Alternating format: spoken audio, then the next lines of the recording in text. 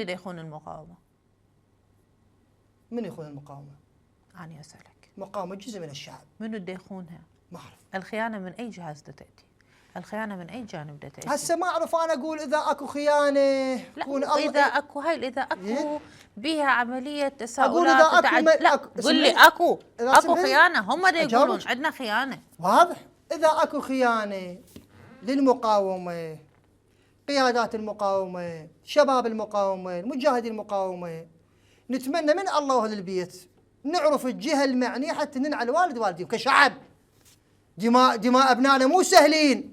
يجي واحد بالدولة وجزء من الدولة ويخون. هذا الخطاب بس اللي تعالقين منين أنا أعرف ايش تبقوا في ايدي حتى طالبوا الأمهات يصلون صلاة الفجر ويطلبوا. عندك معلومة من يخون المقاومة؟ ومنو أنا عندي معلومة. عندك دكتور مؤيد؟ أنتم بالسياسة. المواطن اللي يسمعنا إذا عنده معلومة على من يخون المقاومة والمجاهدين ويسبب باستشهاد أفراد خلي عبر معلومة. أفراد المقاومة بنفسهم. نقدر نتهم الحكومة الآن نقول الحكومة تخون؟ قالوا أن هنالك خيانة وطالبوا بعدم إعطاء أماكنهم ومقارهم وتحركاتهم.